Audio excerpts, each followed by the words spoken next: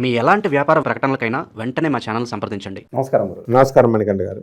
గురుగారు, సాయిబాబా దేవుడా కాదా అని చెప్పి ఎప్పుడూ కూడా ఇది చర్చల్లో ఉంటూనే ఉంటుంది. న్యూస్ ఛానల్ వాళ్ళు డిబేట్ పెడుతూనే ఉంటారు. మనం రీసెంట్గా చూసుకున్నట్లయితే కొంతమంది ఆధ్యాత్మికవేత్తల మీద కేసులు కూడా పెట్టడం జరిగింది. సాయిబాబా మీద దుష్ప్రచారం చేస్తున్నారు అని చెప్పి. ఎందుకు పద్దాక ఈ ప్రస్తావన వస్తుంది? మరి వాస్తవాలు ఏంటి? సాయిబాబా గారు నిజంగా దేవుడా కాదా గురుగారు? ఎందుకని పద్దాక ఈ ప్రస్తావన చర్చల్లోకి వస్తుందంటారు? అసలు ఫస్ట్ సాయిబాబా మీద కోపం కాదనమాట వీళ్ళందరికీ, ముస్లిమ్స్ మీద కోపము. రెండవది హిందూ సనాతన సాంప్రదాయం వర్గం ఉంది, మనందరం సనాతన సాంప్రదాయమే ఓకే. కానీ సాయిబాబా పాపం ఏం చేశాడు? సాయిబాబా గుళ్ళు కట్టేసి కొత్త కొత్త గుళ్ళు కట్టేసి వీళ్ళ కోపం ఎక్కడి నుంచి వచ్చిందంటే, గుళ్ళు కట్టేసి సాయిబాబా కాళ్ళ దగ్గర వినాయకుడిని, ఆ తర్వాత దత్తాత్రేయుడి విగ్రహాన్ని, శివలింగాన్ని పెట్టడం, సాయిబాబా బయటేమో సాయిబాబా పాదుకల పక్కనే శివలింగం పెట్టడం, తర్వాత ఇవన్నీ చూసేసి అప్పటి నుంచి నా చిన్నప్పటి నుంచి కూడా ఈ ఫైట్ ఉండేది. ఏమిటి బాబా మీద అంటే నేను కూడా అలాగే అనుకునేవాడిని, సాయిబాబా ఏమిట్రా బాబు ఈయన అని. అయితే ఇదంతా కూడా వ్యక్తిగతమైనటువంటి కక్షల వల్ల, మా ముస్లిమ్స్ మీద ఉన్నటువంటి ఎవర్షన్ వల్ల, ఆ తర్వాత వాళ్ళు చేసే పనులు అలా ఉన్నాయి, దానివల్ల క్రిస్టియన్లు చేసే పనుల వల్ల మన సనాతన సాంప్రదాయం జోలికి వస్తున్నారు. కాబట్టి మన సనాతన సాంప్రదాయం పొజిటివ్నెస్ వచ్చేసింది మనకి. ఎస్, మనం సనాతన సాంప్రదాయం మన సాంప్రదాయం ప్రకారమే ఉండాలి. కానీ బాబా ఏం చేశాడు పాపం? బాబా దేవుడు అనేటటువంటి వాడు సనాతన సాంప్రదాయంలో ఎక్కడా కూడా ఇది వర్ణించబడలేదు. ఇది సాయిబాబా ప్రస్తావన లేదు, ఫస్ట్ పాయింట్. రెండోది, అంతసేపు కూడా శివుడి గురించి, విష్ణువు గురించి, నక్షత్రాల గురించి, వీటి గురించి, పురుషోక్తం, ఇలా నమ్మకం చమకం, ఇలా అంశాలు ఉన్నాయనుకోండి. పురాణాల్లో కానీ, ఉపపురాణాల్లో కానీ, ఉపనిషత్తుల్లో కానీ ఇవన్నీ కూడా బాబా ప్రస్తావన లేదు. అయితే సనాతన సాంప్రదాయంలో ఉన్నటువంటి ఒక దేవుడు ఉన్నాడు. మరి బ్రహ్మ, విష్ణు, మహేశ్వరుడి స్వరూపం దత్తాత్రేయుడు, హరిహర హిరణ్య, మొత్తం ముగ్గురు. ఆయన దత్తాత్రేయుడు సనాతన సాంప్రదాయంలో ఉన్నాయి. వేదాలు కూడా వర్ణించలేకపోయినాయి. బ్రహ్మని వర్ణించమంటే వేదాలు వర్ణించగలిగినాయి, విష్ణువుని వర్ణించమంటే విష్ణువుని వర్ణించగలిగినాయి విడిగా, శివుణ్ణి వర్ణించమంటే శివుడిని అవలేలగా వర్ణించినాయి, మొత్తం ముగ్గురిని వర్ణించినాయి. కానీ ముగ్గురు కలిసేసరికి సత్వరజస్తమో గుణాలకు అతీతంగా వీళ్ళ పవర్ వచ్చేసింది. కాబట్టి దత్తాత్రేయుని వర్ణించమంటే మౌనం వహించినాయి వేదాలు. కాబట్టి వేదాలే ఎక్స్ప్లెయిన్ చేయలేకపోయినాయి. అటువంటి దత్తాత్రేయ సాంప్రదాయంలో, నాథ సాంప్రదాయంలోకి వస్తాడనమాట బాబా. 5 అవతారాలు దత్తాత్రేయ పరిపూర్ణ అవతారాలు. మొదటి అవతారము శ్రీపాద వల్లభుడు, రెండవ అవతారము పిఠాపురం, రెండవ అవతారము గానగాపురం నృసింహ సరస్వతి స్వాముల వారు, మూడవ అవతారము అక్కల్కోట్ మహారాజ్ స్వామి సమర్థ, నాలుగవ అవతారము మన మాణిక్ నగర్ మాణిక్ మహారాజ్, 5వ అవతారము షిరిడి సాయిబాబా. అయితే ఈ యొక్క 4వ అవతారమైనటువంటి మాణిక్ మహారాజును మన షిరిడి సాయినాథుడు, వినోబా భావే, గాంధీ మహాత్ముడు, రమణ మహర్షి, వీళ్ళందరూ కూడా కొన్ని సందర్భాల్లో ఒకళ్ళనొకళ్ళు కలుసుకున్న సందర్భాలు ఉన్నాయి. మాణిక్ మహారాజ్ని షిరిడి బాబా కలిశారు, వినోబా భావే బాబాని కలిశాడు. ఓకే, ఇలా ఉన్నాయి. బాబా ఏం చేశాడండి?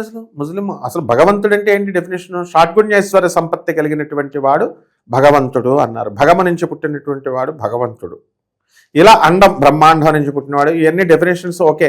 న్యాయం, మీమాంసం, వేదాంతం, ఇవన్నీ మేము జగద్గురువైనటువంటి మా గురువుగారు భారతీ తీర్థస్వామి వారి దగ్గర, అలాగే రేమళ్ళ సూర్యప్రకాష్ శాస్త్రి గారు, మా గురువుగారు బెజవాడ కనకదుర్గమ్మ దేవస్థానం ప్రధాన పూజారి దత్తాత్రేయ శర్మ గారు, వీళ్ళంతా మా గురువులు. మరి దోర్బల్ ప్రభాకర్ శర్మ గారి దగ్గర చదివాం. మేము ఎప్పుడు మరి ఈ సాయిబాబాని ద్వేషించమని మా గురువులు ఎవరు చెప్పలేదే. భారతీ తీర్థస్వాముల వారు ఏం చెప్తారు? విశ్వేశ్వరేంద్ర గారైనా జగద్గురువులు వేదాలలో ఉన్నటువంటి దేవతలను ఆరాధించుకోండి అన్నారు. మిగతా వాళ్ళని ఆరాధించొద్దని వాళ్ళు ఏం చెప్పలా. దేవుళ్ళు కాదని వాళ్ళు ఏం చెప్పలా. ఎవరు చెప్పరు విజ్ఞులు. అయితే ఈ యొక్క బాబా సద్గురువు అంటున్నారు. హిందూ సంఘాలు కూడా ఏమంటున్నాయి? బాబా సద్గురువు, మార్గాన్ని చూపించేవాడు అని చెప్తున్నారు. ఓకే, సద్గురువే కాదు, ఈ కాలంలో నేను దత్తాత్రేయ అవతారం అని ఎవరికి వాడే దొంగ బాబాలు తయారయ్యారు. దొంగ గుళ్ళు కడుతున్నారు, సాయిబాబా పేరు చెప్పుకొని దొంగగా సంపాదించుకుంటున్నారు. వాళ్ళ మీద వీళ్ళ పోరాటం ఉండాలి. వాళ్ళ మీద లేకుండా డైరెక్ట్ సాయిబాబా అంటే ఎట్లా? సాయిబాబాకి భగవంతుడికి ఏంటి పుట్టుక లేదు. కమాని చెప్పండి. అయితే సాయిబాబా తల్లిదండ్రులు ఎవరో చెప్పండి. వీళ్ళు ఎవరైతే దేవుడు కాదంటున్నారో సాయిబాబాకి తల్లిదండ్రులు లేరు. మహల్సాపతి, వేద పండితుడైనటువంటి మహల్సాపతి వచ్చినప్పుడు రా సాయి అన్నాడు. ఇంక అదే పేరు, రా అని అర్థం సాయి అంటే. ఇంకా అదే పేరు ఇదైపోయింది. సాయి లీలామృతం ఎవరు పడితే వాళ్ళు రాసింది కాదు, అది సాయిబాబా లీలను చూస్తే రాస్తారు. అలా అనుకుంటే అలాగే తాత్యాని తాత్యాని ఆయన యొక్క క్షయ వ్యాధిని తాను తీసుకుంటాడు, రోగాన్ని ఆయన్ని రక్షించాడు బాబా.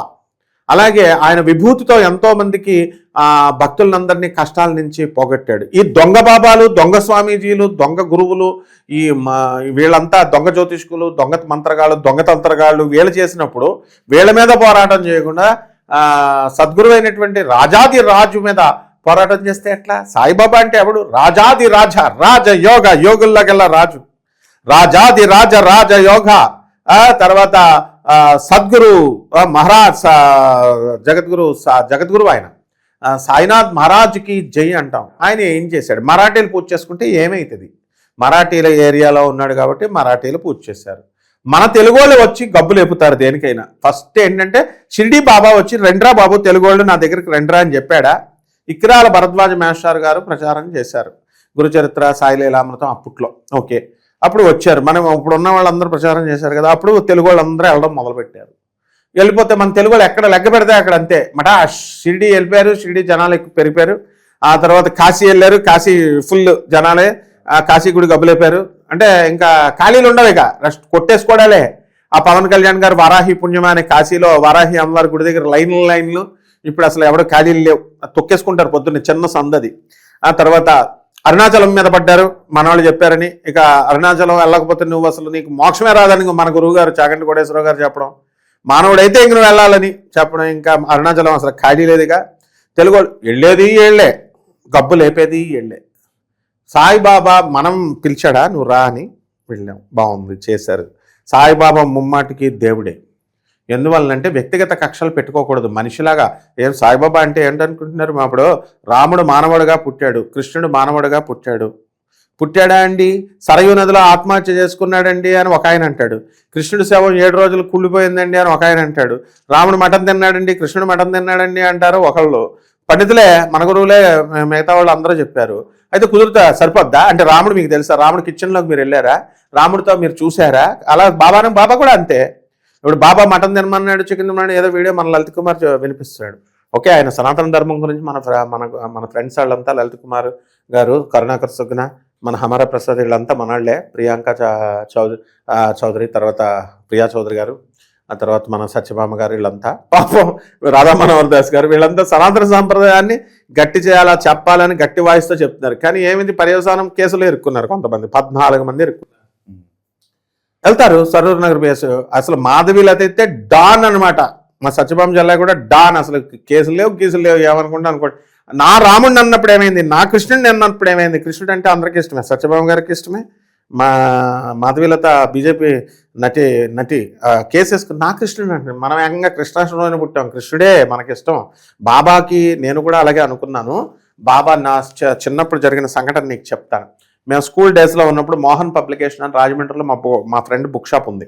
వాళ్ళ నాన్న నరసింహమూర్తి అంకులు, అరే మీరు వెళ్ళి పుస్తకాలు షిరిడీలో వేసేసి రండి, డబ్బులు పట్టుకురండి అని చెప్పేసి మమ్మల్ని పంపారు. మేము హైదరాబాద్ నుంచి షిరిడీ వెళ్తాం అనమాట. వెళ్ళినప్పుడు ఆ రోజు కలెక్షన్ నేనేం చేశాను, షిరిడీ వెళ్దామంటే నాకు షిరిడీ అంటే ఇంట్రెస్ట్ లేదు. బాబా దేవుడు ఏంటారేంటి మనిషిని పట్టుకొని అనుకునేవాడిని నేను. ఆ తర్వాత అప్పుడు ఏమైంది, వెళదాం అయితే పండరీపురం వస్తానంటే వెళ్దాం, మరి నేను నాతో పాటు పండరీపురం రావాలన్నాం. అంటే సరే జనరల్ బోగి ఎక్కేసాం. మేము రైల్వే వాళ్ళం కాబట్టి మాకు ఏమీ డబ్బులు అవసరం లేదు. ఎక్కేసిన తర్వాత పాస్ ఉంటుంది మాకు. ఎక్కేసిన తర్వాత షిరిడీ వెళ్ళాం. షిరిడీ వెళ్ళి ఆ రోజు రాత్రి గురు పౌర్ణమి రోజున వెళ్ళాం. 1 గంట నుంచి, ఆ ముందు రోజు రాత్రి 1 గంట నుంచి లైను. వీళ్ళకెక్కడ దొరికింది దర్శనం అని నవ్వుకున్నాను నేను. నవ్వుకొని హాయిగా పడుకున్నాను. వీళ్ళ 9 లైన్గా వీళ్ళ దర్శనం అయిపోయిందని 9 ఒకసారి 11 ఒకసారి పగలం వచ్చి ఇంకా లైన్లోనే ఉన్నారు వీళ్ళు. ఎప్పటికైంది తెలుసా? 1 గంట.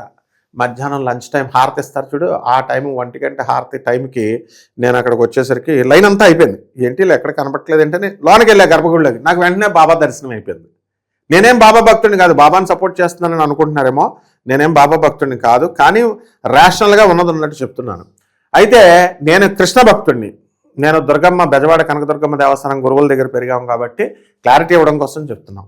అయితే బాబా అంటే మనకు రెస్పెక్టే. ఎందుకు చెప్తున్నాము అని అంటే, గురువు అంటే లలిత్ కుమార్ గారు వీళ్ళు బాధపడవచ్చు, మన ఫ్రెండ్స్ వీళ్ళంతా కూడా. కానీ బాబాని ఎందుకు అంటున్నానంటే, వీళ్ళ మీద చేద్దాం పోరాటం. మన బాబా గురువుని మనం ఎప్పుడు కూడా దేవుడి కింద చూస్తాం. ఇప్పుడు లలిత్ కుమార్ గారు గురువు గారు వద్దిపతి పద్మాకర్రావు గారు. ఆయన రెస్పెక్ట్ ఇస్తారు. మరి వతిపతి పద్మాకర్ రావు గారు సాయిబాబా గురించి సాయిబాబా మహత్యాన్ని ఎంతో అద్భుతంగా వర్ణించారు. మరి అక్కడ గురువుని ఎప్పుడు కూడా దైవం, గురువులో దైవం లాగా చూడాలి.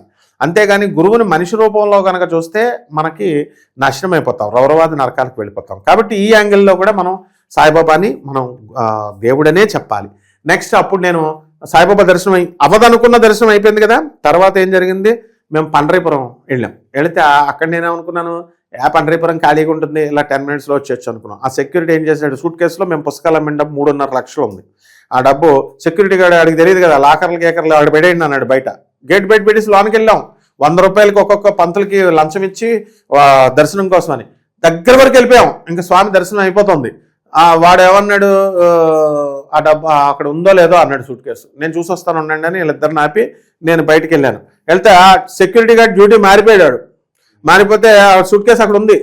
అయ్యో బాబోయ్ ఆయన పట్టుకున్నాను. నేను పట్టుకునేసరికి నాకు దర్శనం పోతే నన్ను మళ్ళీ వెళ్ళమన్నారు. నేను ఇంకెళ్ళలేదు, జనం పెరిగిపోయారని. అంటే ఇక్కడ నా గర్వాన్ని భంగం చేశాడు అక్కడ సాయినాథుడు. అరే నువ్వు నన్ను డిస్క్రిమినేషన్ తేడా చూసావు, నువ్వు నేనే కృష్ణుణ్ణి, నా అన్నీ నేనే అని భగవత్ పదార్థం అంతా ఒకటే. కాబట్టి సాయినాథుడు అవదనుకున్న దర్శనం అయ్యింది, అవుతుందనుకున్నటువంటి కృష్ణ దర్శనం అవ్వకుండా పోయింది. కాబట్టి ఇక్కడ మా సత్యభామ జిల్లా ఏమంటుందంటే సాయి లక్ష్మి, సాయి దుర్గా, సాయి కృష్ణ, సాయి రామ అని ఎందుకంటారు? మేమే అనం.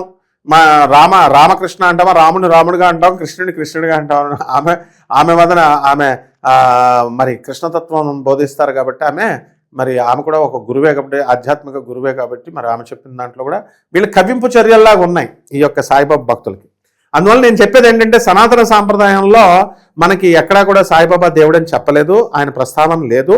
ఇప్పుడు జగద్గురువులైనటువంటి భారతీ తీర్థస్వాములు కానీ, విధుశేఖరేంద్ర సరస్వతులు కానీ, కంచివారు కానీ ఎవరైనా వచ్చినా కూడా మనం ఏం చేస్తామంటే కొన్ని మంత్రాలు ఉంటాయి. ఆ మంత్రాల అవి హ్యూమన్ లివింగ్ బీయింగ్స్కి వాళ్ళ గురువులకు చదివేదే చదువుతాం. కానీ నమ్మకం చమకంతో అభిషేకాలు ఇవన్నీ చెయ్యం. కానీ ఇప్పుడున్నటువంటి చాలామంది స్వామీజీలు, చాలామంది గురువులు, దొంగ గురువులు వీళ్ళంతా నమ్మకా చమకాలతో అభిషేకాలు చేయించుకుంటారు. వాళ్ళ మీద తిరగండి పోరాటం. మీరు ఈ గుళ్ళు కట్టి దొంగ బిజినెస్లు చేస్తున్నటువంటి వాళ్ళ మీద పడండి. 14 మంది మీద ఇప్పుడు కేసులు పడ్డాయి. సాయి ట్రస్ట్ వాళ్ళ హ్యాండ్ కూడా ఉంది, చాలా పెద్ద వాళ్ళ ట్రస్ట్ కూడా వాళ్ళ హ్యాండ్ ఉందని మీడియాలో వార్తలు వినబడుతున్నాయి. కాబట్టి సాయినాథుడు భక్తులు కన్ఫ్యూజ్ అవుతారు అండ్ వాళ్ళ మనోభావాలు మనం దెబ్బతీయకూడదు. సనాతన సాంప్రదాయంలో మనకి రాముడు, కృష్ణుడు, మన సాయినాథుడు కూడా కృష్ణుడినే పూజించాడు. ఆ రాఘవేంద్ర స్వామి వారైనా వీళ్ళంతా కృష్ణుడినే పూజ చేస్తారు. కాబట్టి ఈ గొడవలు అనవసరం.